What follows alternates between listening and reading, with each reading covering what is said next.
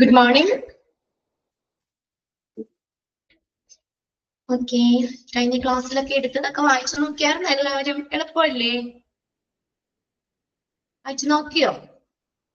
കഴിഞ്ഞ ക്ലാസ്സിൽ നമ്മുടെ ലാസ്റ്റ് എന്താ പറഞ്ഞു നിർത്തിയത്? ഹോസ്പിറ്റലിന്റെ ക്ലാസിഫിക്കേഷൻസ് ആ പറഞ്ഞത് അല്ലെ? The major classification of the hospitals R listed below. ഹോസ്പിറ്റലിന്റെ ക്ലാസിഫിക്കേഷൻസ് ആണ് പറഞ്ഞത്. അത് ഓരോന്നിനും ബേസ് ചെയ്തിട്ട് ഫസ്റ്റ് നമ്മൾ പറഞ്ഞത് ഏതാ? Service. On the basis of service provided. ഹോസ്പിറ്റലിന് കൊടുക്കുന്ന സർവീസിനെ ബേസ് ചെയ്തിട്ട് നമുക്ക് രണ്ടാക്കി തിരിക്കാം: ജനറൽ ഹോസ്പിറ്റലുകളും സ്പെഷ്യൽ ഹോസ്പിറ്റലുകളും. എക്സാമിന് ചോദിക്കാറുണ്ട് കേട്ടോ ഈ ക്ലാസിഫിക്കേഷൻ, ഏതെങ്കിലുമൊക്കെ ചോദിക്കും. On the basis of size of number of beds, ഹോസ്പിറ്റലിന്റെ വലിപ്പം അല്ലെങ്കിൽ ആ നമ്പർ ഓഫ് ബെഡ്സിന്റെ അടിസ്ഥാനമാക്കിയിട്ട് ഹോസ്പിറ്റലുകളെ മൂന്നായിട്ട് ക്ലാസിഫൈ ചെയ്യാം: regional or teaching hospital, rural hospital, district hospitals. അടുത്ത നോക്കിയേ, on the basis of ownership, ഉടമസ്ഥതയുടെ അടിസ്ഥാനത്തില് ഹോസ്പിറ്റലുകളെ നമുക്ക് മൂന്നായിട്ട് തിരിക്കാം: public hospital, private hospital, cooperative hospitals and hospital running by NGO. NGO നടത്തുന്ന ഹോസ്പിറ്റലുകൾ പഠിക്കാനുണ്ട് കേട്ടോ. NGO എന്ന് പറഞ്ഞാൽ എന്താ? നോൺ ഗവൺമെന്റൽ ഓർഗനൈസേഷൻ ആണ് NGO എന്ന് പറയുന്നത്. അടുത്ത് നോക്കിയേ, ഡ്യൂറേഷൻ ഓഫ് ദ സ്റ്റേ അനുസരിച്ച് ഹോസ്പിറ്റലുകളെ ലോങ് ഡ്യൂറേഷൻ ഹോസ്പിറ്റലുകൾ എന്നും ഷോർട്ട് ഡ്യൂറേഷൻ ഹോസ്പിറ്റലുകൾ എന്നും തിരിക്കാം. ലാസ്റ്റത്തെ ക്ലാസിഫിക്കേഷൻ എന്താ? On the basis of system of medicine. അവിടെ മെഡിസിൻ സമ്പ്രദായം അനുസരിച്ച് നമുക്ക് ഹോസ്പിറ്റലുകളെ അലോപ്പതി ഹോസ്പിറ്റൽസ് എന്നും ആയുഷ് ഹോസ്പിറ്റൽസ് എന്നും തിരിക്കാം. അലോപ്പതി എന്ന് പറഞ്ഞാൽ ഇംഗ്ലീഷ് മരുന്നുകൾ കേട്ടോ. അലോപ്പതി ഹോസ്പിറ്റലുകളും ആയുഷ് ഹോസ്പിറ്റലുകളും. അപ്പൊ അതിനകത്ത് ഫസ്റ്റ് നമ്മൾ പറഞ്ഞത് service, on the basis of service provided. അല്ലെ? General hospital, special hospital. General hospital എന്ന് പറഞ്ഞാൽ എന്താ? Hospitals, this type of hospital where the different specialized services. Specialized എന്ന് ആക്കിയായിരുന്നു, അതൊന്ന് കറക്റ്റ് ചെയ്തോ നോക്കിയേ. സ്പെഷ്യലൈസ്ഡ് എന്നാട്ടോ, SPECIALIZED. ZED. Specialized services are provided to both adult and children. Like adult children എല്ലാവർക്കും specialised സർവീസസുകൾ, അതായത് ഒരു കൂട്ടം സർവീസുകൾ ഒരു കുടക്കീഴില് അല്ലെ, അണ്ടർ സെയിം റൂഫ്, ഒരു റൂഫിന്റെ കീഴിൽ നമുക്ക് എല്ലാ സർവീസുകളും കിട്ടുകയാണ്. എക്സാമ്പിൾ ആണ് പറഞ്ഞേക്കുന്നത്: including medical, surgical, paediatric, cardiology, dermatology, orthopaediatric and ophthalmology. ഈ സർവീസുകളെല്ലാം നമുക്ക് ഒറ്റ ഒരു സെയിം റൂഫിന്റെ കീഴിൽ കിട്ടുകയാണ്. അതാണ് ജനറൽ ഹോസ്പിറ്റൽ എന്ന് പറയുന്നത്. എക്സാമ്പിൾ പറഞ്ഞു നമ്മൾ അല്ലെ, മെഡിക്കൽ കോളേജ് ജനറൽ ഹോസ്പിറ്റൽസ് ആണ്, മെഡിക്കൽ കോളേജുകൾ. അപ്പൊ എത്രയും ആ ഒരു സെന്റൻസ് നിങ്ങൾ അണ്ടർലൈൻ ചെയ്തിടണം കേട്ടോ. ഒരു കൂട്ടം സർവീസുകൾ നമുക്ക് സെയിം റൂഫിന്റെ കീഴിൽ കിട്ടുകയാണ്. അടുത്തതാണ് സ്പെഷ്യൽ ഹോസ്പിറ്റൽ എന്ന് പറഞ്ഞ എന്താണ്? അത് അവിടെ ഓരോന്നിനും സ്പെഷ്യൽ ആണ്, ആ പേരിൽ നിന്ന് തന്നെ അറിയാം അല്ലെ. അപ്പൊ അതായത് സ്പെസിഫിക് കാറ്റഗറി ഓഫ് ഡിസീസ് മാത്രമാണ് ഹോസ്പിറ്റലിൽ ഡീൽ ചെയ്യുന്നത്. ഒരു ഹോസ്പിറ്റലിൽ ചെന്ന ആ ഒരു കാറ്റഗറിയിലുള്ള രോഗങ്ങള് അത് മാത്രമേ നോക്കുള്ളൂ. എക്സാമ്പിൾ ആണ് eye hospital, hospitals of cardiac disease, ENT hospital. ഇപ്പൊ ഐ ഹോസ്പിറ്റലിൽ നമ്മുടെ സ്പെഷ്യൽ ഹോസ്പിറ്റൽ ആണത്, ഐയുടെ മാത്രമേ ഉള്ളൂ. അപ്പൊ അവിടെ ചെന്ന് നമുക്ക് ആ സർവീസ് മാത്രമേ ഉള്ളൂ. അപ്പൊ നമുക്ക് സ്പെഷ്യൽ ആയിട്ട് അങ്ങനെ പോകാറില്ലേ നമ്മള് അല്ലെ? എന്തെങ്കിലും ഒരു ഇപ്പൊ കാർഡിയോളജി ഇത് അപ്പൊ എല്ലാത്തിനും ഉള്ളതിനേക്കാളും നമുക്ക് ആ സ്പെഷ്യൽ ഹോസ്പിറ്റലിൽ ചെന്ന് കൂടുതൽ കെയർ കിട്ടും അല്ലെ. അതിന് വേണ്ടി മാത്രമുള്ളതാ. അപ്പൊ അവിടുത്തെ എന്താ പറയാ, അതിനെ സ്പെഷ്യലൈസ് ചെയ്തേക്കുന്ന ഹോസ്പിറ്റലാണ് സ്പെഷ്യൽ ഹോസ്പിറ്റൽ. ഇപ്പൊ ഞാൻ പറഞ്ഞു, അപ്പൊ അതിനകത്ത് ഫസ്റ്റ് സെന്റൻസ് അണ്ടർലൈൻ ചെയ്തിടണം.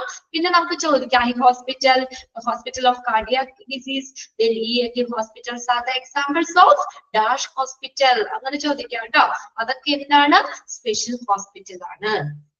അടുത്തത് on the basis of size or number of beds. അതിനെ അടിസ്ഥാനമാക്കി നമ്മൾ ഹോസ്പിറ്റലുകളെ എങ്ങനെയാണ് മൂന്നായിട്ടാണ് തിരിച്ചിരിക്കുന്നത് അല്ലെ. ഏതൊക്കെയാണ്? റീജിയണൽ അല്ലെങ്കിൽ ടീച്ചിങ് ഹോസ്പിറ്റൽ. നമുക്ക് അറിയാം ഹോസ്പിറ്റലില് ആവശ്യത്തിന് പേഷ്യൻസിനെ അക്കോമഡേറ്റ് ചെയ്യാനായിട്ട് ആവശ്യത്തിന് എണ്ണം ബെഡുകൾ വേണം. പിന്നെ പേഷ്യൻസിനെയും സ്റ്റാഫിനെയൊക്കെ നമ്മൾ അക്കോമഡേറ്റ് ചെയ്യുന്ന ഉൾക്കൊള്ളാൻ അതിനുള്ള ആ ഒരു എന്താ പറയാ, ആ ഹോസ്പിറ്റലിന്റെ റൂളുകളിൽ പറഞ്ഞിരിക്കുന്ന പോലെയുള്ള സ്പേസും ഇതൊക്കെ വേണം. അതിനനുസരിച്ചാണ് നമ്മുടെ സൈസ് അനുസരിച്ച് നമുക്ക് അതുപോലെ തന്നെ നമ്പർ ഓഫ് ബെഡിന്റെ അനുസരിച്ച് 3 തിരിക്കാം. ഇവിടെ വരെയല്ലേ നമ്മൾ പറഞ്ഞത് കഴിഞ്ഞ ക്ലാസ്സിൽ. ഇനി റീജിയണൽ അല്ലെങ്കിൽ ടീച്ചിങ് ഹോസ്പിറ്റൽ അല്ലേ പറയണ്ടേ? യെസ്, ഇതും ഇമ്പോർട്ടന്റ് ആണ് കേട്ടോ. അതായത് റീജിയണൽ അല്ലെങ്കിൽ ടീച്ചിങ് ഹോസ്പിറ്റൽ എന്ന് പറഞ്ഞാൽ എന്താണ്? These hospital have more than 500 beds. കണ്ടോ, 500 ബെഡുകളിൽ കൂടുതലുള്ള ഹോസ്പിറ്റലുകളാണ്. നിങ്ങൾ പഠിച്ചില്ലേ അല്ലേ? നമ്പർ ഓഫ് ബെഡ്സിന്റെ അടിസ്ഥാനമായിട്ട് ക്ലാസിഫിക്കേഷൻ ഓഫ് ഹോസ്പിറ്റൽസിൽ കുറച്ച് പഠിച്ചത് തന്നെയല്ലേ ഇത് അല്ലേ? എന്താണ്? These hospital have more than 500 beds. അത് ചോദിക്കും. 500 ബെഡിൽ കൂടുതലുള്ള ഹോസ്പിറ്റല് റീജിയണൽ അല്ലെങ്കിൽ ടീച്ചിങ് ഹോസ്പിറ്റൽ. ഒന്നാമത്തെ സെന്റൻസ് അണ്ടർലൈൻ ചെയ്തിട്ട് കേട്ടോ. They are attached to medical college. ഇത് മെഡിക്കൽ കോളേജുമായിട്ട് എന്ത് ചെയ്യുന്നു? ബന്ധപ്പെട്ടിരിക്കുന്നു. And have all type of specialities and subspecialties. എല്ലാ തരത്തിലുമുള്ള എന്താണ് നമ്മൾ കുറച്ചുകൂടി എല്ലാ സൗകര്യങ്ങളും എല്ലാ തരത്തിലുള്ള സ്പെഷ്യാലിറ്റീസ് അതിന്റെ സബ് സ്പെഷ്യാലിറ്റീസ് എല്ലാം ഉൾക്കൊള്ളുന്ന മെഡിക്കൽ കോളേജുമായിട്ട് അറ്റാച്ച് ചെയ്തിരിക്കും. അതായത് നോക്കിയേ, for example radiotherapy, neuro surgery. Examples of these type of hospitals are Ahalya Hospital, Amrita Institute of Medical College. ഇതെല്ലാം റീജിയണൽ അല്ലെങ്കിൽ ടീച്ചിങ് ഹോസ്പിറ്റൽ ആണ്. അതായത് നമ്മൾ അവിടെ എന്താ എല്ലാ തരത്തിലുമുള്ള സ്പെഷ്യാലിറ്റികളും അവിടെ നമുക്ക് കിട്ടും. അതായത് 500 ബെഡില് കൂടുതലുള്ള ഹോസ്പിറ്റലുകളാണ് റീജിയണൽ അല്ലെങ്കിൽ ടീച്ചിങ് ഹോസ്പിറ്റൽ എന്ന് പറയുന്നത്. അതും നമ്മളൊന്ന് അണ്ടർലൈൻ ചെയ്തിടുക കേട്ടോ. ഫസ്റ്റ് സെന്റൻസ് അണ്ടർലൈൻ ചെയ്തിടുക, ലാസ്റ്റ് സെന്റൻസും അണ്ടർലൈൻ ചെയ്തിടുക. ഇതുപോലെ ചോദിക്കും, Ahalya hospital, Amrita institute of medical college are the examples of dash hospital. ഏത് ഹോസ്പിറ്റൽ എന്ന് പറഞ്ഞാൽ regional or teaching hospital. Underline ചെയ്ത ആ 2 സെന്റൻസ് അതിൽ അണ്ടർലൈൻ ചെയ്തിട്ടാ. റീജിയണൽ എന്ന് പറഞ്ഞാൽ എന്താ? പ്രാദേശിക ആശുപത്രി. അടുത്തതാണ് ഡിസ്ട്രിക്ട് ഹോസ്പിറ്റൽ, ജില്ലാ ആശുപത്രി. ജില്ലാ ആശുപത്രി പ്രൊവൈഡ് അബൌട്ട് 15 സ്പെഷ്യാലിറ്റീസ്. 15 തരത്തിലുള്ള സ്പെഷ്യാലിറ്റീസ് പ്രൊവൈഡ് ചെയ്യുന്നുണ്ട്.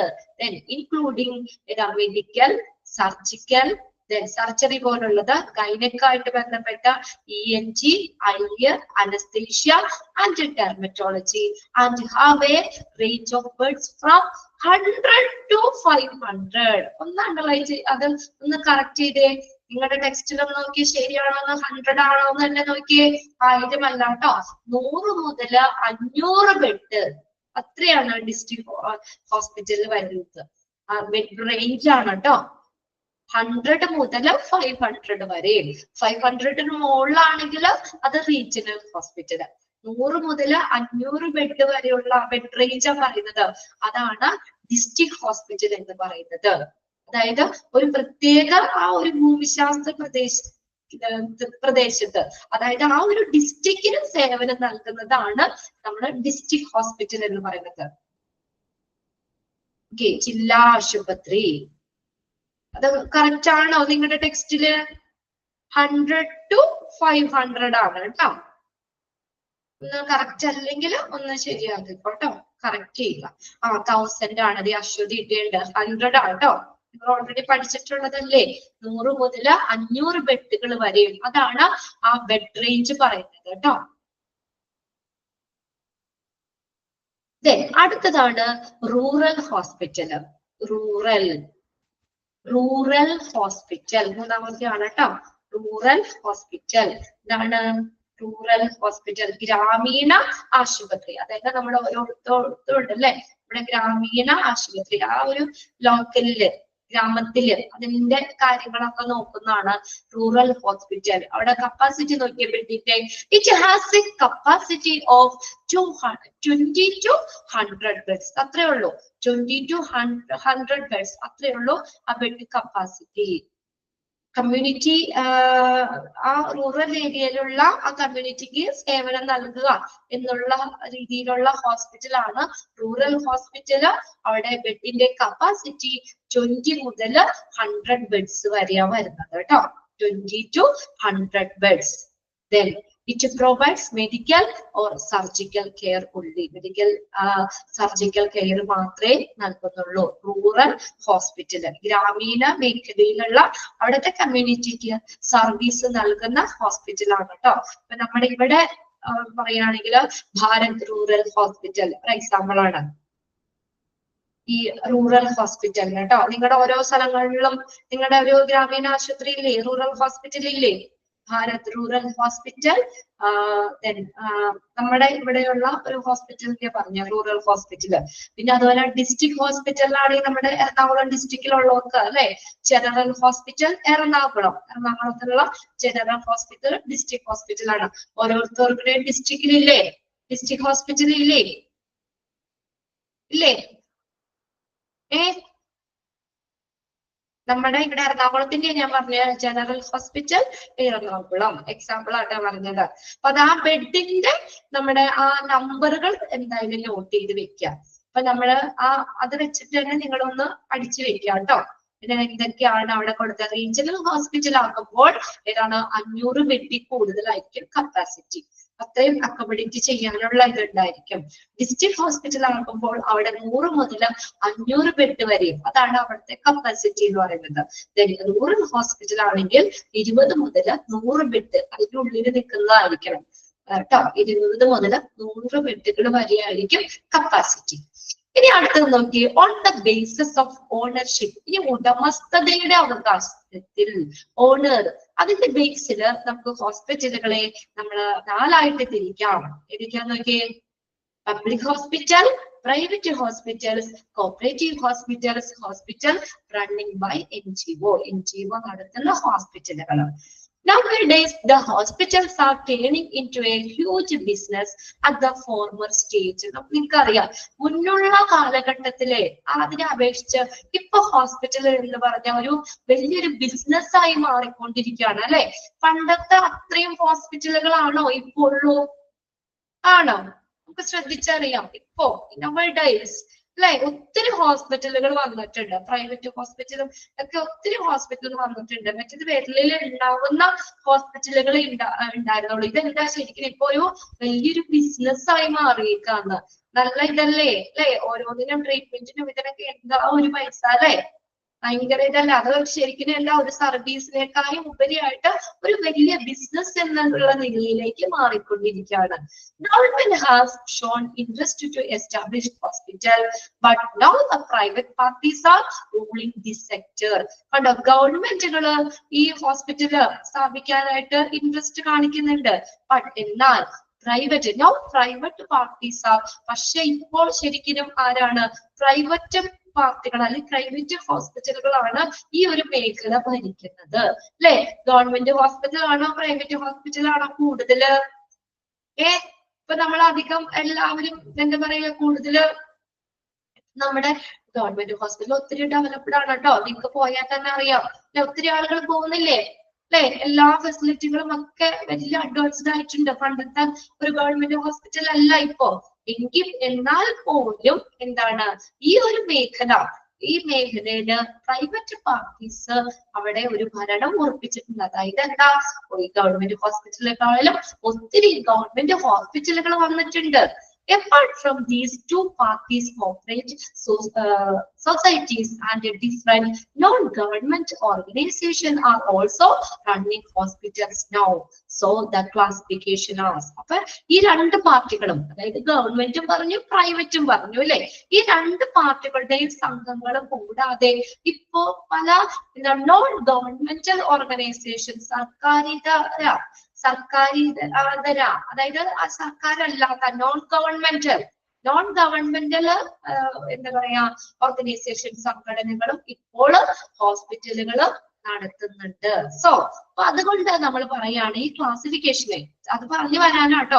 പണ്ടൊക്കെ എന്ന് പറഞ്ഞാൽ ഗവൺമെന്റ് ഹോസ്പിറ്റലൊക്കെയാണ്, പ്രൈവറ്റ് എന്ന് പറഞ്ഞാൽ 1-2 ഉള്ളൂ. പക്ഷെ ഇപ്പോൾ എന്താണ്, ഈ ഗവൺമെന്റ് അതൊരു ശരിക്കും ഒരു ബിസിനസ് ആയി മാറിക്കൊണ്ടിരിക്കുകയാണ്.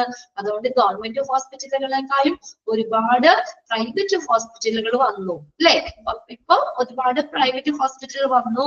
അപ്പൊ അതുകൊണ്ട് പ്രൈവറ്റ് ഹോസ്പിറ്റലുകളാണ് ആ ഒരു സെക്ടർ ഭരിക്കുന്നത്. ഈ രണ്ട് പാർട്ടികളുടെ ഇതിനെയും കൂടാതെ ഈ രണ്ട് ഇതിനെയും കൂടാതെ നോൺ ഗവൺമെന്റൽ ഓർഗനൈസേഷൻസും ഇപ്പോ എന്താ ഹോസ്പിറ്റലുകൾ നടത്തുന്നുണ്ട്.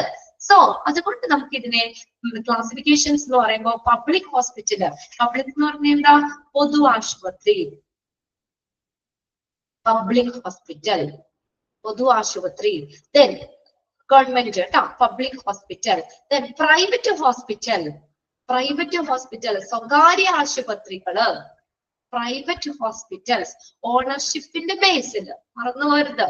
പബ്ലിക് ഹോസ്പിറ്റൽ പൊതു ആശുപത്രി, ദെൻ പ്രൈവറ്റ് എന്ന് പറഞ്ഞാൽ സ്വകാര്യ ആശുപത്രികള്, ദെൻ കോപ്പറേറ്റീവ് ഹോസ്പിറ്റൽസ് സഹകരണ ആശുപത്രികള്, then hospital running by NGO, NGO നടത്തുന്ന ഹോസ്പിറ്റല്, അതാണ് നമ്മൾ പറഞ്ഞില്ലേ നോൺ ഗവൺമെന്റൽ ഓർഗനൈസേഷൻസ്, അതാണ് NGO എന്ന് പറയുന്നത്. അവിടെ മുകളിലുണ്ട്, അതൊന്ന് അണ്ടർലൈൻ ചെയ്തിട്ടാൽ മതി.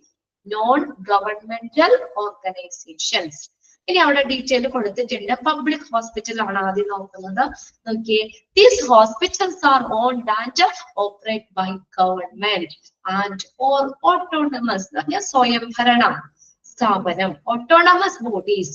ഇപ്പൊ ഗവൺമെന്റ് അല്ലെങ്കിൽ സ്വയംഭരണ സ്ഥാപനങ്ങള് പ്രവർത്തിക്കുന്ന അല്ലെങ്കിൽ അവരുടെ കീഴില് അവരുടെ ഉടമസ്ഥതയിലുള്ള ഹോസ്പിറ്റലുകളെയാണ് പബ്ലിക് ഹോസ്പിറ്റൽ എന്ന് പറയുന്നത്.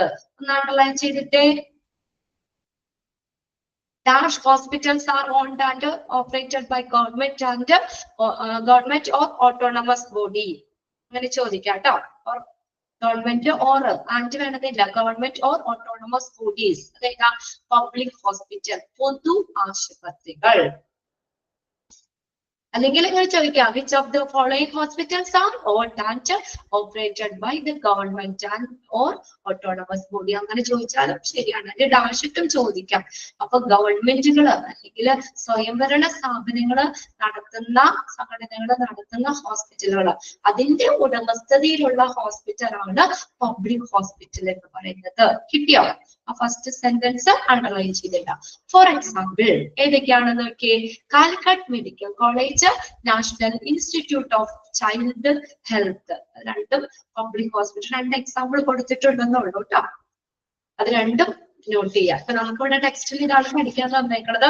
അപ്പൊ അതുകൊണ്ട് ഈ രണ്ട് ഹോസ്പിറ്റലും തന്നിട്ട് അത് ഏത് ഹോസ്പിറ്റലിന്റെ കീഴിൽ വരുന്നതാണ്, ഏതില് വരുന്നതാണെന്ന് ചോദിച്ചാലും എഴുതാൻ ഭാഗത്തിന് പഠിച്ചു വെക്കാം. ആ രണ്ട് എക്സാമ്പിൾ പഠിക്കണം, നമ്മൾ ആ ഫസ്റ്റ് സെന്റൻസ് പഠിക്കണം. ക്ലിയർ ആയോ?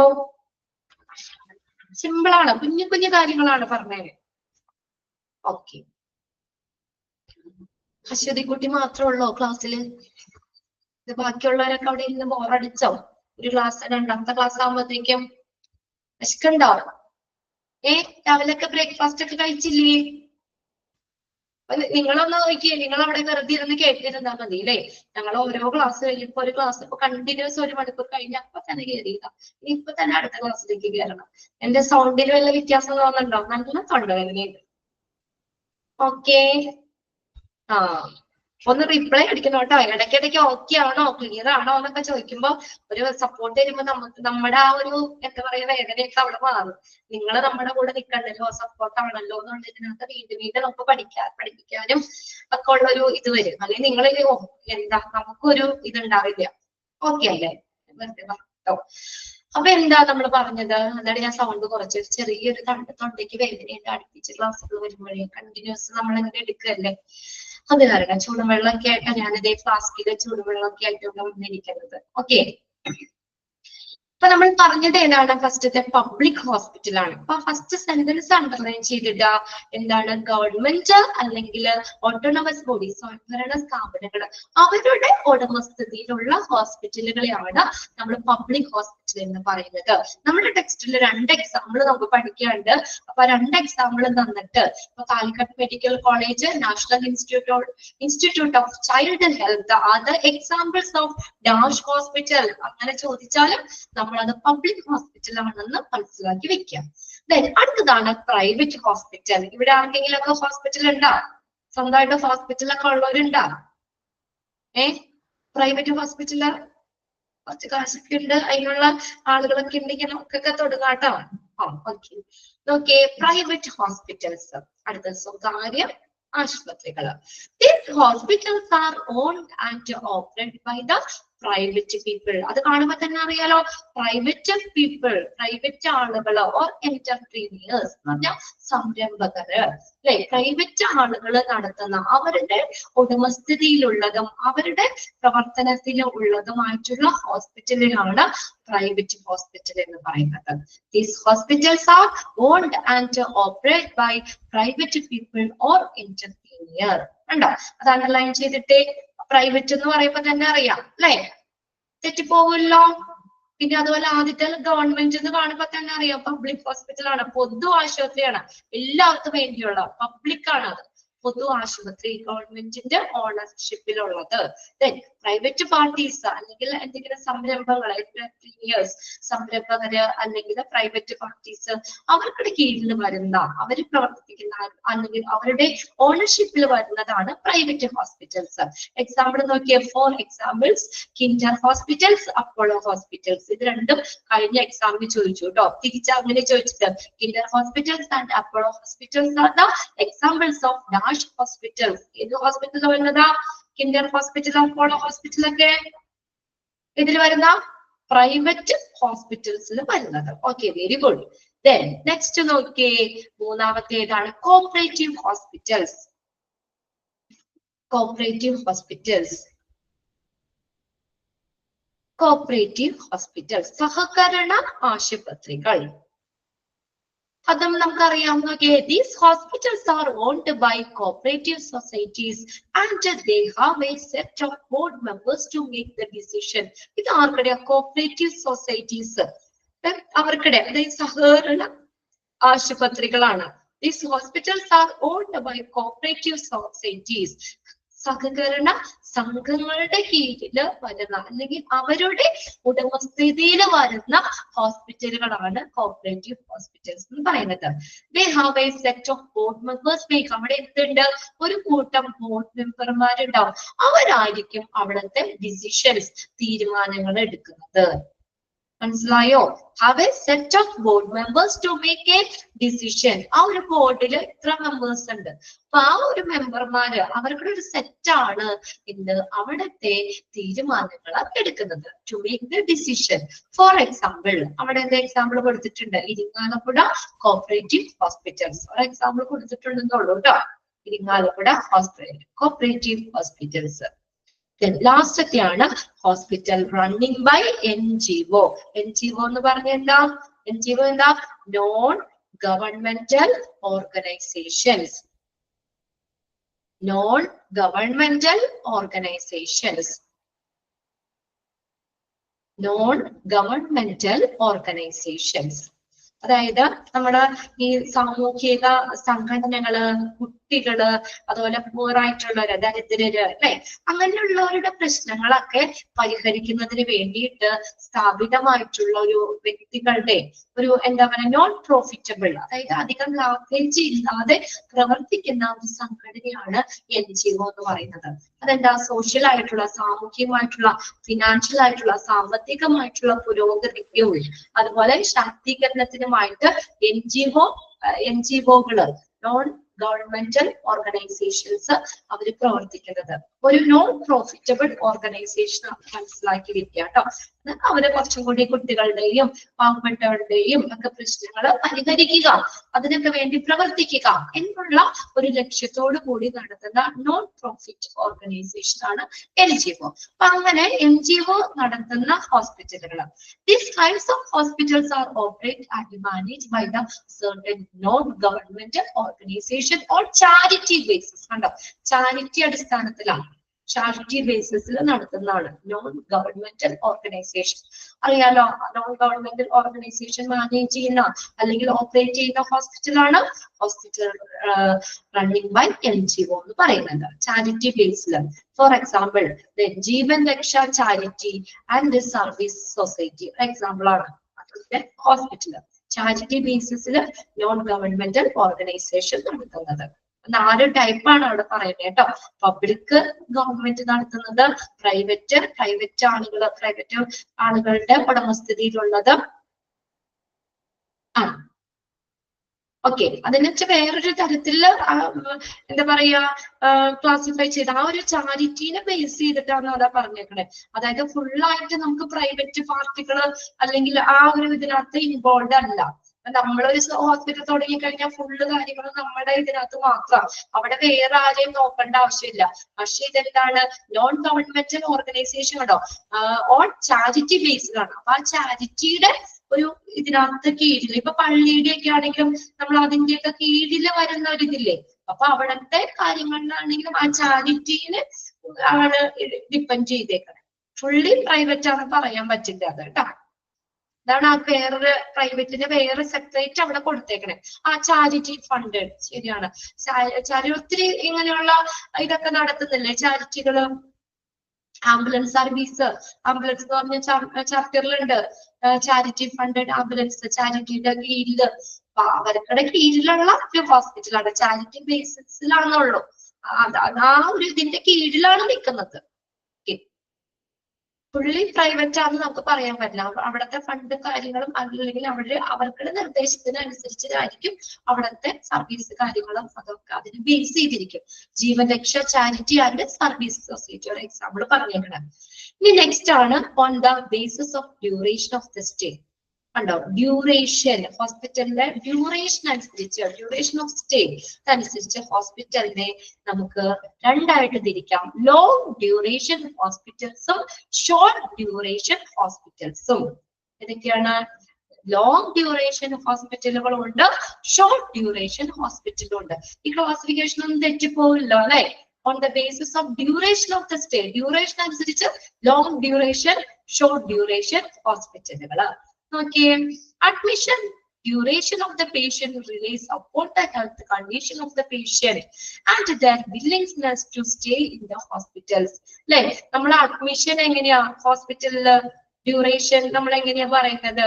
അവരുടെ ഹെൽത്ത് കണ്ടീഷൻ അനുസരിച്ചല്ലേ. അല്ലെ, പെട്ടെന്ന് നമുക്ക് ചെന്ന രോഗം മേടിച്ച് അധികം സ്റ്റേ ചെയ്യാതെ നിൽക്കാം ഹോസ്പിറ്റലുകൾ അല്ലെ, പെട്ടെന്ന് മരുന്ന് മേടിച്ച് അല്ലെങ്കിൽ വേഗം ഭേദമാവുന്നതുണ്ട്. എന്നാലും ലോങ് ഡ്യൂറേഷൻ എന്ന് പറഞ്ഞാൽ കുറെ നാളുകള് അല്ലെ, ഹെൽത്ത് കണ്ടീഷൻ കുറച്ചുകൂടി ക്രിറ്റിക്കലോ അല്ലെങ്കിൽ അങ്ങനെയൊക്കെ ഉള്ള ഒരു ഇതിനകത്ത് വരുന്ന, അതായത് നമ്മള് ഇപ്പൊ എന്താ ഷോർട്ട് ഡ്യൂറേഷൻ എന്ന് പറഞ്ഞാൽ നമ്മൾ എമർജൻസി അടിയന്തര സാഹചര്യത്തില് നമുക്ക് അവിടെ ഒരു റീഹാബിലിറ്റേഷൻ, പുനരധിവാസത്തിനും വേണ്ടിയുള്ള ഒരു നിശ്ചിതവും ഉടനടിയുമുള്ള പരിചരണം, ഒരു ഫിക്സ്ഡ് ആണ്, അത്രയും ദിവസം മതി. അത് പെട്ടെന്ന് നമുക്ക് അവിടെ അധികം എന്താ പറയാ സ്റ്റേ ചെയ്യേണ്ട ആവശ്യം വരുന്നില്ല ഷോർട്ട് ഡ്യൂറേഷൻ ആണെങ്കിൽ. ഉണ്ടോ, അത് പെട്ടെന്ന് അസുഖം മാറി നമുക്ക് പെട്ടെന്ന് തന്നെ വീട്ടിലേക്ക് മടങ്ങാനും പറ്റും. അതാണ് ഷോർട്ട് ഡ്യൂറേഷൻ. അധികം ഡ്യൂറേഷൻ വേണ്ട അവിടെ ഹോസ്പിറ്റലില്. ഓക്കെ, അങ്ങനെ അത്രയും പെട്ടെന്ന് നമുക്ക് സുഖം പ്രാപിക്കുകയും പെട്ടെന്ന് തന്നെ നമുക്ക് വീട്ടിലേക്ക് പോരാൻ പറ്റും. അതാ നമ്മുടെ പേഷ്യന്റിന്റെ കണ്ടീഷൻ അനുസരിച്ചല്ലേ ഡ്യൂറേഷൻ പറയുന്നത്. നമ്മള് വലിയ കുറെ നാള് വേണം രോഗം മാറാൻ, അങ്ങനെയൊക്കെയാണെങ്കിൽ കുറെ നാള് നമുക്ക് അവിടെ ഹോസ്പിറ്റലിൽ നിൽക്കേണ്ടി വരും. അതാണ് അഡ്മിഷൻ. എന്തിനാണ് admission? Duration of the patient. പേഷ്യന്റിന്റെ അഡ്മിഷൻ ഡ്യൂറേഷൻ എന്തിനെ ഡിപ്പെൻഡ് ഡിപ്പെൻഡ് അപ്പോൾ എന്തിനെ ആശ്രയിച്ചിരിക്കുന്നു? എന്തിനെ ആശ്രയിച്ചിരിക്കണേ? The health condition of the patient അല്ലെ, പേഷ്യന്റിന്റെ health condition and their willingness to stay in the hospital. ഹോസ്പിറ്റലില് തുടരാനുള്ള അവരുടെ സന്നദ്ധതയും എല്ലാം മാറി ഓക്കെ ആയിട്ട് പോകാം, ആ ഒരു മനസ്സും ഇതാണ് വില്ലിംഗ്നെസ്. വില്ലിംഗ് ആണ് അവര്, അല്ലെങ്കിൽ ഹോസ്പിറ്റലിൽ തുടരാനുള്ള അവരുടെ സന്നദ്ധതയും ആ പേഷ്യന്റിന്റെ ഹെൽത്ത് കണ്ടീഷനും നോക്കിയിട്ടാണ്. അതാണ് ഈ അഡ്മിഷൻ ഡ്യൂറേഷൻ. എത്ര ദിവസം അഡ്മിറ്റ് ചെയ്യണം അല്ലെങ്കിൽ അഡ്മിഷൻ ഡ്യൂറേഷൻ പറയുന്നത്. നമ്മൾ ചെന്ന് നമ്മുടെ ഹെൽത്ത് കണ്ടീഷൻ നോക്കിയിട്ടല്ലേ അഡ്മിഷനും കാര്യങ്ങളൊക്കെ. ചിലപ്പോ ഒറ്റ ദിവസം അഡ്മിറ്റ് ആയാൽ മതിയായിരിക്കും, 2 ദിവസം കിടന്ന രോഗം മാറി പോരാൻ പറ്റുമായിരിക്കും. ഇതുപോലെ തന്നെ കണ്ടീഷൻ കുറച്ചും കൂടി മോശമാണ്, ക്രിട്ടിക്കൽ ആണെങ്കിൽ 1, 2, 3 മാസങ്ങളൊക്കെ ചിലപ്പോൾ നമുക്ക് ഹോസ്പിറ്റലിൽ കിടക്കേണ്ടി വരാം. ആ സെന്റൻസ് ഒന്ന് അണ്ടർലൈൻ ചെയ്തിട്ടോ. Admission duration of the patient relies upon dash. എന്തിനെ ആശ്രയിച്ചായിരിക്കണേ? Health condition of the patient and their willingness. ആ ഹോസ്പിറ്റലില് നിലനിൽക്കാനുള്ള അല്ലെങ്കിൽ തുടരാനുള്ള അവരുടെ സന്നദ്ധത. So on the basis of duration of stay, the hospitals are classified into 2. Duration of stay അനുസരിച്ച് ഹോസ്പിറ്റലുകളെ നമുക്ക് രണ്ടായിട്ട് തിരിക്കാം. ഏതൊക്കെയാണ്? ലോങ് ഡ്യൂറേഷൻ ഹോസ്പിറ്റലുകള്, ഷോർട്ട് ഡ്യൂറേഷൻ ഹോസ്പിറ്റലുകള്. ഫസ്റ്റ് നോക്കിയേ, long duration hospitals. long duration hospitals. If the patient stay more than 30 days in the hospital as inpatient, these kinds of hospital can be termed as long duration hospitals. ഒന്ന് underline ചെയ്തിട്ടേ. The patient stay, എത്ര നാൾ stay ചെയ്യണം? more than 30 days, 30 ദിവസത്തിൽ കൂടുതൽ, അതായത് ഒരു മാസം ഒക്കെ, അതിൽ കൂടുതൽ ഇൻപേഷ്യന്റ് ആണ്. ഇൻപേഷ്യന്റ് ആയിട്ട് നമ്മളെ പേഷ്യൻസ് അവിടെ അഡ്മിറ്റ് ആണ്, അവിടെ സ്റ്റേ ചെയ്യുകയാണെങ്കിൽ അങ്ങനെയുള്ള ആ ഫെസിലിറ്റി അല്ലെങ്കിൽ അങ്ങനെയുള്ള ഹോസ്പിറ്റലുകളാണ് നമ്മൾ എന്തെന്ന് പറയുന്നത്, ഇത് ലോങ് ഡ്യൂറേഷൻ ഹോസ്പിറ്റൽസ് എന്ന് പറയുന്നത്. അണ്ടർലൈൻ ചെയ്തിട്ടോ. Then short duration hospital, if the patient stay less than 30 days in the hospital, 30 days in the താഴെ, 30 ദിവസത്തിൽ താഴെ ഇൻപേഷ്യന്റ് ആയിട്ട് സ്റ്റേ ചെയ്യാണ്, അതിന് താഴെയാണ് കേട്ടോ. അങ്ങനെയാണെങ്കിൽ നാല് തരത്തിലുള്ള ഹോസ്പിറ്റലുകളെ നമുക്ക് എന്തെന്ന് പറയാം, ഷോർട്ട് ഡ്യൂറേഷൻ ഹോസ്പിറ്റൽ. അതായത് ക്രിട്ടിക്കൽ അല്ലാത്തത് കേട്ടോ. എന്നുവെച്ചാൽ പെട്ടെന്ന് നമുക്ക് രോഗം മാറി, അസുഖം മാറി പെട്ടെന്ന് വീട്ടിലേക്ക് പോരാവുന്ന രീതിയിൽ അധികം നാള് നമുക്ക് അവിടെ ഹോസ്പിറ്റലിൽ സ്റ്റേ ചെയ്യേണ്ടി വരില്ല. 30 ദിവസത്തിൽ താഴെ, അത് ഷോർട്ട് ഡ്യൂറേഷൻ. അപ്പൊ ഡേയ്സ് ഒന്ന് നോക്കാം കേട്ടോ. 30 ദിവസത്തിൽ കൂടുതലാണെങ്കിൽ ലോങ് ഡ്യൂറേഷൻ ഹോസ്പിറ്റലുകളും, 30 ദിവസത്തിൽ താഴെയാണെങ്കിൽ എന്താണ്, ഷോർട്ട് ഡ്യൂറേഷൻ ഹോസ്പിറ്റലുകളുമാണ്. അത് രണ്ടും ഒന്ന് അണ്ടർലൈൻ ചെയ്ത് വെച്ച് മാറിപ്പോരുത് കേട്ടോ. അതുപോലെ തന്നെ നമുക്ക് എക്സാമ്പിൾ ചോദിക്കാറുണ്ട്. ജെറിയാട്രിക് കെയർ, മെന്റൽ ഹോസ്പിറ്റലിൽ അതെ, നമ്മളിപ്പോ കണ്ടീഷൻ, പേഷ്യന്റിന്റെ കണ്ടീഷൻ നോക്കിയിട്ടാണ് അല്ലെ, പെട്ടെന്നൊന്നും ട്രീറ്റ്മെന്റ് കഴിഞ്ഞ് പോകാൻ പറ്റുന്നില്ല. ഒന്ന് വായിച്ചു നോക്കി.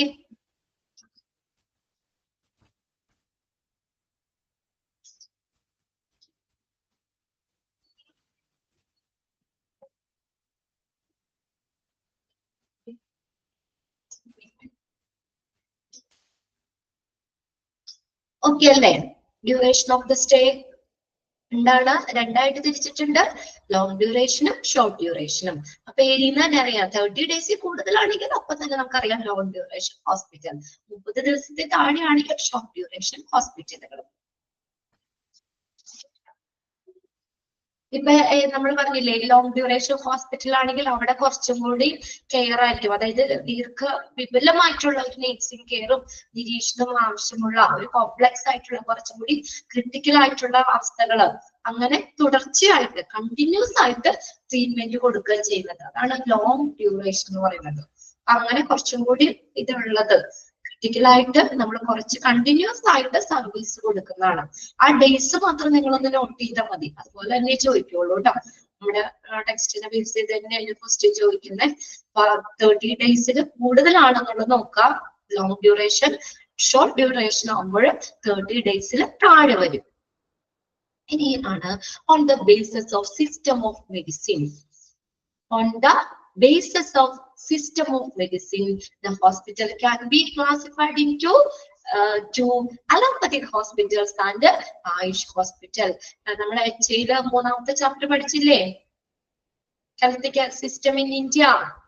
അതിനകത്ത് അലോപ്പതി, ആയുർവേദിക് ഹോസ്പിറ്റലൊക്കെ, നമ്മൾ ആയുഷ് ഹോസ്പിറ്റലൊക്കെ പഠിച്ചില്ലേ, ഓരോന്നിന്റെയും എക്സ്പാൻഡഡ് ഫോമും ഒക്കെ അതൊക്കെ തന്നെ ഇവിടെ വരുന്നത് കേട്ടോ. അതായത് സിസ്റ്റം ഓഫ് മെഡിസിൻ, നമ്മുടെ ആ വൈദ്യശാസ്ത്ര പരിചരണത്തിന്റെ അടിസ്ഥാനത്തില് നമ്മളിപ്പോ എല്ലാവരും പല ഇതിനകത്തും നമ്മൾ പോകണ്ടല്ലേ.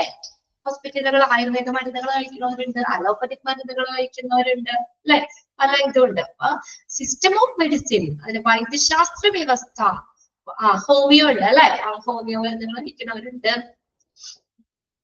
ഓക്കെ, അപ്പൊ നമുക്ക് ആ വൈദ്യശാസ്ത്ര വ്യവസ്ഥയുടെ അനുസരിച്ച് സിസ്റ്റം ഓഫ് മെഡിസിനെ ബേസ് ചെയ്തിട്ട് നമ്മൾ ഹോസ്പിറ്റലുകളെ നമുക്ക് രണ്ടായിട്ട് തിരിക്കാന്ന് പറഞ്ഞു. ഏതാണ്? അലോപ്പതിക് ഹോസ്പിറ്റൽസ് ഉണ്ട്, ആയുഷ് ഹോസ്പിറ്റൽസ് ഉണ്ട്. ദെൻ അലോപ്പതിക് ഹോസ്പിറ്റൽ എന്ന് പറഞ്ഞാൽ എന്താ? ഇംഗ്ലീഷ് മരുന്നുകൾ. നമ്മൾ കൂടുതൽ അലോപ്പതിക് ആണോ കഴിക്കണേ? ആണോ? അതോ ആയുർവേദക്കാണോ കൂടുതൽ കഴിക്കണേ?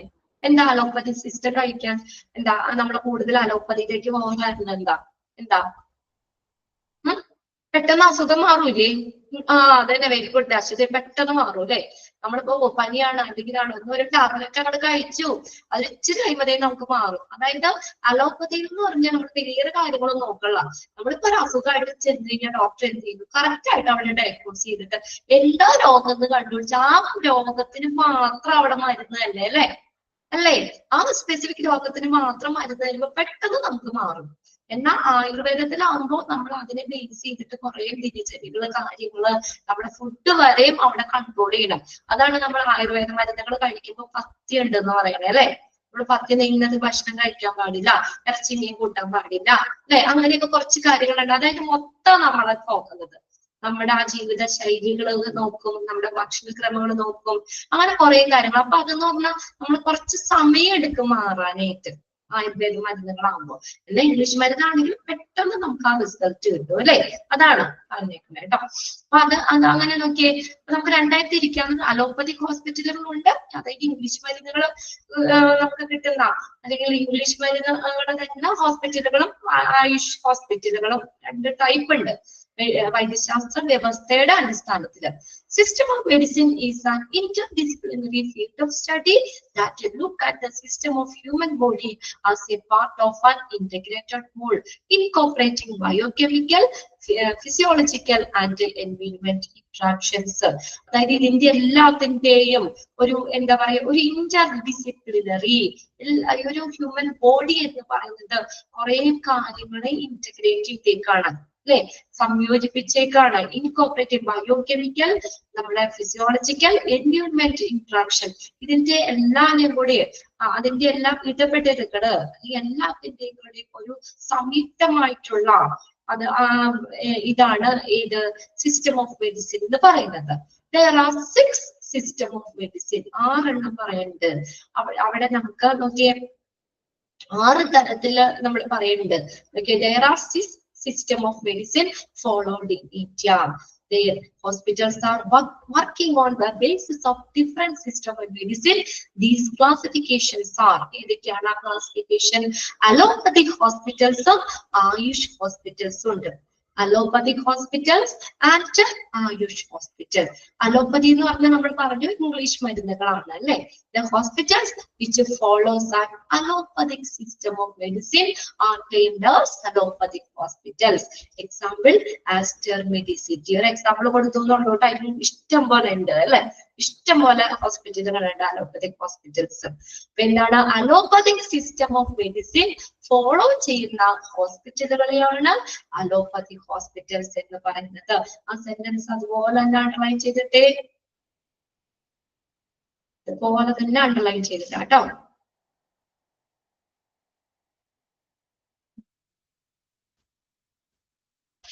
ഇങ്ങനെ എന്ത് ചോദിക്കും? The hospital which follows an allopathic system of medicine are named as dash hospital.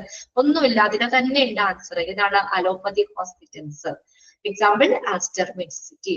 ഇനി നോക്കിയേ ആയുഷ് ഹോസ്പിറ്റൽസ്.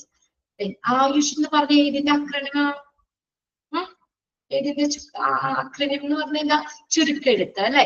ഏതിന്റെയൊക്കെയാണ്? ആയുർവേദത്തിന് ഒന്ന് എക്സ്പാൻഡ് ചെയ്തേ. ആയുഷിലെ എന്ന് പറഞ്ഞ A stands for Ayurveda, Y stands for yoga, U stands for Unani, S stands for Siddha, H homeopathy. അതങ്ങനെ അണ്ടർലൈൻ ചെയ്തിട്ട് 6 system of medicine. അവിടെ നമ്മൾ രണ്ടെണ്ണം കൂടിയും HL നിങ്ങളെ നോക്കിയാൽ അറിയാം. ആ സിസ്റ്റം ഓഫ് ഹെൽത്ത് കെയർ സിസ്റ്റത്തിൽ നമ്മൾ രണ്ടെണ്ണം കൂടി ചേർത്താ പറഞ്ഞേക്കണേ. ഇത് ഓരോന്ന് സെപ്പറേറ്റ് ചെയ്തുന്നുള്ളൂ, രണ്ടെണ്ണം ഒക്കെ ഒരുമിച്ച് അവിടെ കൊടുത്തേക്കണേ. പക്ഷെ ഇവിടെ 6 ആക്കി കൊടുത്തേക്കണം. ഓരോ ലെറ്റേഴ്സിനും എക്സ്പാൻഡ് ചെയ്ത് കൊടുത്തേക്കണമെന്നുള്ളൂ കേട്ടോ. ഏതാണ്? അപ്പൊ നമ്മൾ ഇതിനകത്ത് PG വരുമ്പോ നമ്മളിങ്ങനെ 6 സിസ്റ്റം ഓഫ് മെഡിസിൻ അത് നോക്കിയിട്ട് 6 എക്സ്പാൻഡഡ് ഫോം നോട്ട് ചെയ്ത് വെക്കണം. ഇങ്ങനെ തന്നെ ചോദിക്കും. In the acronym A stands for dash. A stands for dash. A എന്ന് പറയുന്നത് എന്തിനെ സൂചിപ്പിക്കുന്നു? അല്ലെ Y എന്തിനെ സൂചിപ്പിക്കുന്നു? U എന്തിനെ സൂചിപ്പിക്കുന്നു? നോക്കി വെക്കുക. ഓരോ ലെറ്റേഴ്സും എന്തിനെയാണ് സൂചിപ്പിക്കുന്നത്? ആയുഷില് ഓരോ letters Ayurveda, yoga, naturopathy, Unani, then Siddha, homeopathy. Pathy PATH പറയുന്ന എന്റെ മതി ട്ടോ. ആണ് ഇവിടെ കൊടുത്തേക്കുന്നത്. PATH. Naturopathy, Unani, Siddha and homeopathy are the 6 Indian system of medicine. prevalent and prescribed in India and some of the few neighboring Asian countries. അതാണ് വെച്ചാൽ ഇന്ത്യയില് നമുക്ക് ഇന്ത്യയിലും അതുപോലെ തന്നെ നെയ്ബറിംഗ് ഏഷ്യൻ കൺട്രീസിലും ഒരു പ്രാബല്യത്തിലുള്ളതും അവിടെ practice ചെയ്യുന്നതുമായിട്ടുള്ള 6 Indian system of medicine പറയുന്നുണ്ട്. പ്രിവാലന്റ് എന്ന് പറഞ്ഞാൽ പ്രാബല്യത്തിലുള്ള, പ്രബലമായിട്ടുള്ള, പ്രാക്ടീസ് ചെയ്യുന്നതുമായിട്ടുള്ള 6 തരത്തിലുള്ള ഇന്ത്യൻ സിസ്റ്റം ഓഫ് മെഡിസിൻ നമ്മൾ പറയേണ്ടത് 6 Indian system of medicine. Ayush hospitals are the hospitals which are coming under the ministry of Ayush. നമ്മൾ പറഞ്ഞില്ലേ, ആയുഷ് മന്ത്രാലയത്തിന്റെ കീഴിൽ പ്രവർത്തിക്കുന്നതാണ് ആയുഷ് ഹോസ്പിറ്റൽസ്. അണ്ടർലൈൻ ചെയ്തിട്ടുണ്ടോ? Ayush hospitals are the hospitals which are coming under the Ministry of Ayush. Ayush മന്ത്രാലയത്തിന് കീഴിൽ പ്രവർത്തിക്കുന്ന ഹോസ്പിറ്റലാണ് Ayush hospitals. For example, Ahalya Ayurveda hospital, Santhigiri Siddha hospital etcetera. ഇതൊക്കെ ആയുഷ് ഹോസ്പിറ്റൽസിന് എക്സാമ്പിൾ ആണ്. അത് നിങ്ങൾ അതുപോലെ തന്നെ അത് നമ്മൾ ഓൾറെഡി പഠിച്ചതാണ് അല്ലേ, നമ്മൾ പഠിച്ചതല്ലേ. ഇത് തന്നെയാണ് നമ്മുടെ 3ാമത്തെ ചാപ്റ്റർ. ഇതിന്റെ കണ്ടിന്യൂഷൻ ആണ്, സിസ്റ്റം ഓഫ് മെഡിസിൻ ആണ്. നമ്മൾ അന്ന് പഠിച്ചതൊക്കെ തന്നെ വീണ്ടും റിപ്പീറ്റ് ചെയ്ത് വന്നേക്കുന്നതാണ്. അപ്പൊ അതിന്റെ ഓരോന്നും ഡീറ്റെയിൽ ആയിട്ട് നമുക്ക് അടുത്ത ചാപ്റ്ററിൽ, അതായത് 3ാമത്തെ ചാപ്റ്ററിൽ അവിടെ ഡീറ്റെയിൽ പഠിക്കാനുണ്ട് കേട്ടോ. ഇതിനകത്ത് ഇത്രയും നോക്കി, ആയുഷ് ഹോസ്പിറ്റൽസ് ആണ്. അവിടെ നമ്മളൊരു അക്രനിയം, ഒരു ചുരുക്കെഴുത്ത് ആണ് പറയുന്ന. ആയുഷ് എന്ന് പറഞ്ഞത് ഓരോ ലെറ്റേഴ്സും എന്തിനെ സൂചിപ്പിക്കുന്നു എന്നുള്ളത് ഒന്ന് നോക്കി വെക്കുക. പിന്നെ ആയുഷ് ഹോസ്പിറ്റൽ എന്ന് പറയുന്നത് അത് അണ്ടർലൈൻ ചെയ്തിട്ട്, hospitals which are coming under the ministry of Ayush മന്ത്രാലയത്തിന് കീഴിൽ വരുന്ന ഹോസ്പിറ്റൽസ് ആണ്. എക്സാമ്പിൾ നോക്കുക, അഹല്യ ആയുർവേദ ഹോസ്പിറ്റല്, ശാന്തിഗിരി സിദ്ധ ഹോസ്പിറ്റൽ. ഓരോ ലെറ്റേഴ്സും മാറിപ്പോയത് കേട്ടോ. എന്നിട്ട് എന്തായാലും ചോദിക്കും, എന്തായാലും നിങ്ങൾക്ക് ഒരു ക്വസ്റ്റ്യൻ ഇതിന്നുണ്ടാവും ആയുഷില്. In AYUSH U stands for dash, H stands for dash, അങ്ങനെ ചോദിക്കും. ഇനി ഇതിന്റെ കണ്ടിന്യൂഷൻ ആണ് നമ്മൾ 3ാമത്തെ ചാപ്റ്ററിൽ. അതെല്ലാം ഒന്നുകൂടി നമ്മൾ ഡീറ്റെയിൽ ചെയ്തിട്ട് സിസ്റ്റം ഓഫ് മെഡിസിൻ. ഇനി നമ്മൾ എടുക്കുന്നത് 3ാമത്തെ ചാപ്റ്റർ ആണ്. ഇതിന്റെ കണ്ടിന്യൂഷൻ ആയതുകൊണ്ടാണ് കേട്ടോ സിസ്റ്റം ഓഫ് മെഡിസിൻ.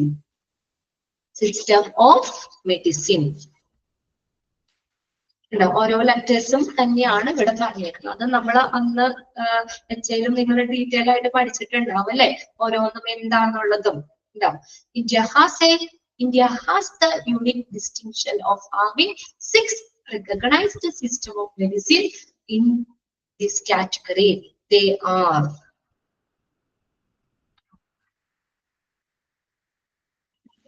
ഇന്ത്യയില് നമുക്ക് യുണീക് ഡിസ്റ്റിങ്ഷൻ എന്ന് പറയുന്ന ഒരു സവിശേഷമായിട്ടുള്ള പ്രത്യേകതകള്, നമ്മുടെ ആ ഒരു നേച്ചർ അനുസരിച്ച് തന്നെ നമുക്ക് അംഗീകൃതമായിട്ടുള്ള ഒരു 6 റിക്കഗ്നൈസ്ഡ് സിസ്റ്റം, 6 അംഗീകൃതമായിട്ടുള്ള ഒരു മെഡിസിൻ ഉണ്ട്. ഈ കാറ്റഗറിയിൽ വരുന്നതാണ് ഈ 6 എണ്ണം. അതിന്റെ പേരുകൾ പഠിക്കുക. Allopathic, Ayurveda hospital, Siddha, Unani, yoga and naturopathy, homeopathy. ഉണ്ടോ? 6 എണ്ണം പേര് കൊടുത്തിട്ടുണ്ട്. Yoga and naturopathy, homeopathy. Allopathy, Ayurveda, Siddha, Unani, yoga and naturopathy, homeopathy. അതിന്റെ കണ്ടിന്യൂഷൻ ആയിട്ട് തന്നെയാണ് വരുന്നത് കേട്ടോ. യോഗ ആൻഡ് നേച്ചുറോപ്പതി ഒരുമിച്ച് എഴുതിയേക്കുന്നതാണ് കേട്ടോ. Yoga and naturopathy, Unani, Siddha, Ayurveda, allopathy, അങ്ങനെ മൊത്തത്തിൽ ഒരുമിച്ച് എഴുതിയേക്കുന്നതാട്ടോ. മറ്റത് നമ്മൾ അവിടെ ഹെൽത്ത് കെയർ സിസ്റ്റത്തില് ആ അലോപ്പതി ഒഴിച്ചു നിർത്തിയിട്ട് ബാക്കി 5 എണ്ണം ആയുഷിന്റെ മൊത്താണ്. ആയുഷിന്റെ അതിനകത്ത് നമുക്ക് 5 എണ്ണം AYUSH എന്നുള്ളത് കേട്ടോ. ഇത് നിങ്ങൾ ശ്രദ്ധിച്ചായിരുന്നോ? നോക്കി, അക്രനിയം കൊടുത്തേക്കണ നോക്കിയാണ്ടോ? അവിടെ 5 എണ്ണേ പറയണുള്ളൂ. കണ്ടോ? Ayurveda, yoga and naturopathy, Unani, Siddha, homeopathy. കണ്ടോ? അത് 5 എണ്ണം. പിന്നെ ഒരെണ്ണം ഏതാണ്? അലോപ്പതി. അങ്ങനെ 6 എണ്ണം. 6 സിസ്റ്റം ഓഫ് മെഡിസിൻ. കിട്ടിയോ? ഓരോ ലെറ്റേഴ്സ് ഏതിനെ സൂചിപ്പിക്കുന്നതിന് കിട്ടിയോ? അങ്ങനെ മൊത്തം അലോപ്പതി കൂടി ചേർത്തിട്ട് നമുക്ക് 6 പറഞ്ഞേക്കണേ. ആയുഷ് 5. ആയുഷില് പേരിന്ന് അറിയാം AYUSH 5 ലെറ്റർ അല്ലേ ഉള്ളൂ. ഇതിൽ ഓരോ ലെറ്ററും യോഗയുടെ കൂടിയാണ് അവിടെ നേച്ചുറോപ്പതി എഴുതിയേക്കണേന്നുള്ളൂ കേട്ടോ. അക്രണിയും ആയുഷ് എന്ന് പറഞ്ഞ 5 ലെറ്റർ ഉള്ളൂ. ആ 5 പിന്നെ ഒരെണ്ണം അലോപ്പതിയും കൂടി ചേർത്തിട്ടാണ് 6 അവിടെ പറഞ്ഞിരിക്കുന്നത് കേട്ടോ. 6 സിസ്റ്റം ഓഫ് മെഡിസിൻ എന്ന് പറയുന്നത്. നമ്മൾ അതിനകത്ത് ഒന്നാമത്തെ ഏതാണ്? അലോപ്പതി. അലോപ്പതി ഇപ്പൊ നമ്മൾ പറഞ്ഞില്ല ഓൾറെഡി. എന്താ അലോപ്പതി?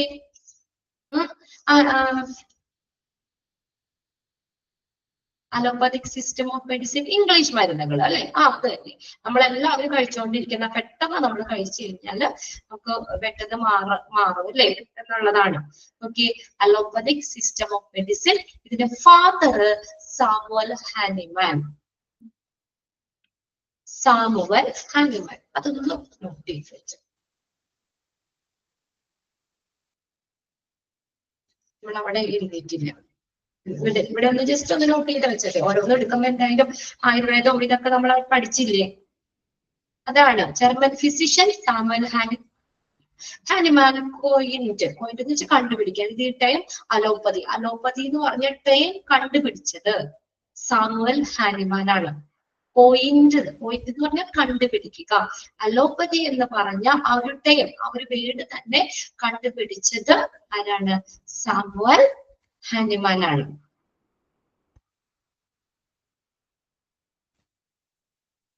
ഓക്കെ, ഇതിനകത്തുള്ളത് മാത്രമേ നോക്കിയാൽ മതി കേട്ടോ. Just allopathic medicine is the another term for conventional or modern medicine or modern western medicine. Allopathic medicines അറിയപ്പെടുന്ന മറ്റൊരു പല പേരുകളാണ് കേട്ടോ. ഈസ് അനദർ ടേം, അതിന് മറ്റൊരു ടേമാണ് കൺവെൻഷണൽ മെഡിസിൻസ് എന്ന് പറയും. പരമ്പരാഗതമായിട്ടുള്ള, ഫോർ കൺവെൻഷണൽസ്, CONVENTIONAL എന്നുവെച്ചാൽ പരമ്പരാഗതമായ.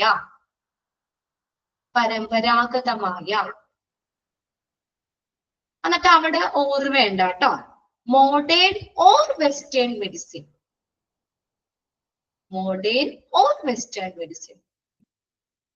കൺവെൻഷണൽ മെഡിസിൻ എന്ന് പറയുന്നുണ്ട്, മോഡേൺ ഓർ വെസ്റ്റേൺ മെഡിസിൻ എന്ന് പറയുന്നുണ്ട്. അലോപ്പതിക് മെഡിസിൻസ് അറിയപ്പെടുന്ന മറ്റു 2 ടേമുകളാണ്. അപ്പൊ വേർഡ് അലോപ്പതി എന്ന് പറഞ്ഞ വേർഡ് കോയിന്റ് ചെയ്തത് അല്ലെങ്കിൽ കണ്ടുപിടിച്ചത് സാമുവൽ ഹാനിമാൻ ആണ്. ആ ഒരു വേർഡ് കണ്ടുപിടിച്ചത് സാമുവൽ ഹാനിമാൻ ആണ്. അത് അലോപ്പതി മെഡിസിൻ എന്ന് പറഞ്ഞത്, അലോപ്പതി മെഡിസിൻ അറിയപ്പെടുന്ന മറ്റു 2 ടേമുകളാണ് കൺവെൻഷണൽ മെഡിസിൻസും modern or western medicine. It is an evidence based system. Underline ചെയ്തിട്ട് ഈ അലോപ്പതിക് മെഡിസിൻ എന്ന് പറഞ്ഞാൽ എന്താണ്? It is an evidence based system. ഒരു എവിഡൻസിനെ അടിസ്ഥാനമാക്കിയുള്ളതാ. അതാ നമ്മൾ രോഗം വന്നാൽ കറക്റ്റ് ആയിട്ട് അല്ലെ ഡയഗ്നോസ് ചെയ്തിട്ടാണ് നമുക്ക് അതിനുള്ള മരുന്നുകൾ തന്നെ. വെറുതെ ലക്ഷണങ്ങൾ പറഞ്ഞു മാത്രോ അല്ലെങ്കിൽ അങ്ങനെ തരുന്നതല്ല അല്ലെ. കറക്റ്റ് എന്താണ്? അതാണ് it is an evidence based system which involves doctor and other health care professional treating symptoms using conventional medications. Doctor അതുപോലെ തന്നെ health care professions treating symptoms, നമ്മുടെ സിംപ്റ്റംസ് പറയുമ്പോൾ അത് കറക്റ്റ് ആയിട്ട് ഡയഗ്നോസ് ചെയ്തിട്ട് അല്ലെ യൂസിങ് കൺവെൻഷണൽ പരമ്പരാഗതമായിട്ടുള്ള എന്താണ് മെഡിസിൻസ് ഉപയോഗിച്ചുകൊണ്ട് തന്നെ എന്താ നമുക്ക് ട്രീറ്റ്മെന്റ് തരുന്നു. അതാണ് അലോപ്പതിക് മെഡിസിൻ. അപ്പൊ നിങ്ങൾ അലോപ്പതിക് മെഡിസിന്റെ 2 പേര് ഒന്ന് നോട്ട് ചെയ്ത് വെക്കാം. Conventional medicines, modern or western medicine. അവിടെ എന്താണ് നമ്മള്? It's an evidence based system ആണ്. ഒരു കറക്റ്റ് ആയിട്ടുള്ള എവിഡൻസിനെ ബേസ് ചെയ്തിട്ടുള്ളതാണ്. വിച്ച് ഇൻവോൾവ്സ് അതിൽ doctor and other health care professionals treating symptoms. എങ്ങനെയാ? Using conventional medications. ഒരു പരമ്പരാഗതമായിട്ടുള്ള ഒരു മരുന്നുകൾ ഉപയോഗിച്ചുകൊണ്ട് തന്നെ നമ്മുടെ കറക്റ്റ് സിംപ്റ്റംസുകൾ നമുക്ക് ആ ലക്ഷണങ്ങളെ അല്ലെങ്കിൽ രോഗങ്ങളെ നമ്മൾ ട്രീറ്റ് ചെയ്യാണ് അല്ലെ. അത് കറക്റ്റ് ഡയഗ്നോസ് ചെയ്തിട്ട് ഡോക്ടർ അല്ലെങ്കിൽ ഹെൽത്ത് പ്രൊഫഷണൽ നമ്മൾ ട്രീറ്റ് ചെയ്യാണ് ഈ അലോപ്പതിക് സിസ്റ്റം എന്ന് പറയുന്നത്. ഇതാണ് നമ്മൾ ആദ്യം തന്നെ പറഞ്ഞത്. എന്താണ് രോഗം എന്നുള്ളത് കറക്റ്റ് ആയിട്ട് ഡയഗ്നോസ് ചെയ്തിട്ട് ആ കറക്റ്റ് രോഗത്തിന് മാത്രമേ നമ്മൾ മരുന്ന് കഴിക്കുന്നുള്ളൂ. അതുകൊണ്ടാണ് ഇംഗ്ലീഷ് മരുന്നുകൾ കഴിക്കുമ്പോൾ പെട്ടെന്ന് നമുക്ക് ആവുന്നത്, പെട്ടെന്ന് അസുഖം മാറുന്നത്. ഒരു ടാബ്ലറ്റ് കഴിച്ചു കഴിഞ്ഞാൽ, ഒരു പനി വന്നു ഒരു ടാബ്ലറ്റ് കഴിച്ചു, ഇത്തിരി കഴിയുമ്പോഴത്തേക്കും തന്നെ പെട്ടെന്ന് നമുക്ക് ആ പനി അങ്ങ് മാറും അല്ലേ? അതാണ് അത്ര എഫക്റ്റീവ് എന്ന് പറയുന്നത്. മറ്റുള്ള രോഗങ്ങളെയോ അല്ലെങ്കിൽ വേറെ ഒന്നും കൺസിഡർ ചെയ്യുന്നില്ല അവര്. അതാണ് പെട്ടെന്ന് നമുക്ക് ഈ രോഗം മാറുന്നത്. അടുത്തതാണ് Ayurveda. Who is the father of Ayurveda? ആരാ ഫാദർ? പഠിച്ചതാണല്ലോ നമ്മൾ ആയുർവേദയുടെ ഫാദർ ആരാ?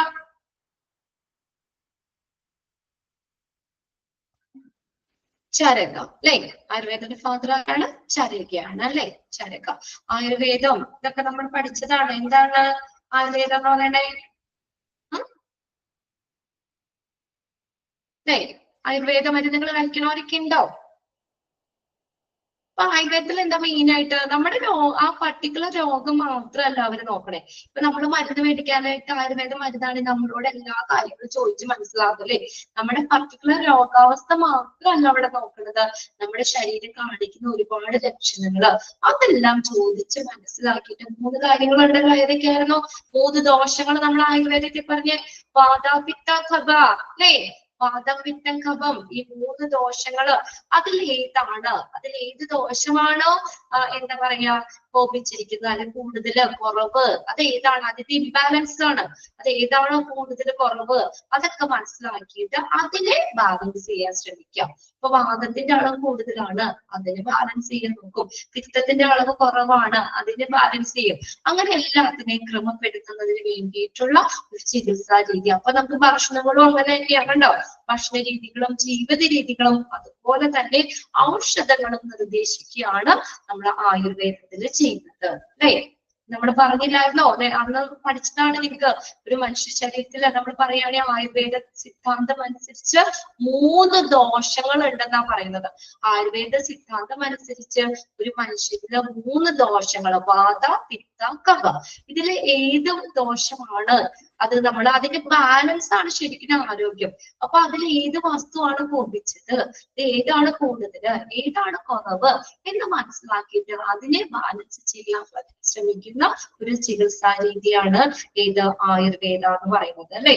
നമ്മള് ഏതാണ് ഹെൽത്ത് കെയർ സിസ്റ്റത്തിലും നമ്മൾ ആയുർവേദം പഠിച്ചതാണ്. അവിടെ പഠിച്ചത് എന്താ? ഒരു മനുഷ്യന്റെ എല്ലാ വിധത്തിലുള്ള മെന്റൽ ആയിട്ടുള്ള, ഫിസിക്കൽ ആയിട്ടുള്ള, സ്പിരിച്വൽ ആത്മീയമായിട്ടുള്ള ബോഡിയിലെ എല്ലാ കാരണങ്ങളും ലക്ഷണങ്ങളും രോഗനിർണയങ്ങള് ചികിത്സാ രീതികൾ എന്നിവയെ കുറിച്ച് പഠിക്കുന്ന ഒരു ബ്രാഞ്ചാണ് ആയുർവേദ. അതാണ് അവിടെ നമ്മൾ പഠിച്ച ഡെഫിനിഷൻ. എന്താണെന്ന് മനസ്സിലാക്കി വെച്ചാൽ മതി കേട്ടോ. അതാണ് ഇത്രയും ഒന്ന് എഴുതി വെച്ചേക്കാം. ആയുർവേദ ഫാദർ ചരക. ബാക്കി ഡീറ്റെയിൽ നമുക്ക് അടുത്ത ക്ലാസ്സിൽ നോക്കാം കേട്ടോ. ആയുർവേദയുടെ ഫാദർ ചരകയാണ്, ഫാദർ ഓഫ് ആയുർവേദ. HA തുടങ്ങി ചോദിക്കുന്ന ക്വസ്റ്റ്യൻ ആണ്. PGയിലും നമ്മൾ അത് വിട്ടിട്ടില്ല. ആ ക്വസ്റ്റ്യൻ ഫാദർ ചോദിക്കാൻ ചാൻസ് ഉണ്ട്. അപ്പൊ അതുകൊണ്ട് ഫസ്റ്റ് എഴുതി വെക്കുക. ഫാദർ ഓഫ് ആയുർവേദ ആരാണ്? ചരക. ഓക്കെ, ആയുർവേദം നമുക്ക് അടുത്ത ക്ലാസ്സിൽ നോക്കാം കേട്ടോ. ഓക്കെ, 3ാമത്തെ ചാപ്റ്റർ നമുക്ക് അടുത്ത ക്ലാസ്സിൽ നോക്കാം, കണ്ടിന്യൂഷൻ. ഓക്കെ, എന്നാ ക്ലാസ് വൈൻഡപ്പ് ചെയ്തോട്ടെ. എല്ലാം എളുപ്പമുള്ളതാണ്, അറിയാവുന്നതൊക്കെ ആയതുകൊണ്ട് വെറുതെ ഒന്ന് വാങ്ങിച്ചു വെക്കുക കേട്ടോ. പുതിയതായിട്ട് നമ്മൾ 6th മൊഡ്യൂളിലേക്ക് കയറുമ്പോഴത്തേക്ക് കുറച്ച് പുതിയ കാര്യങ്ങളൊക്കെ വരുന്നുണ്ട്. ഇത് 2, 1, 3 സിമ്പിൾ ആണ്, അതിന്റെ കണ്ടിന്യൂഷൻ തന്നെയാണ്. ഓക്കെ.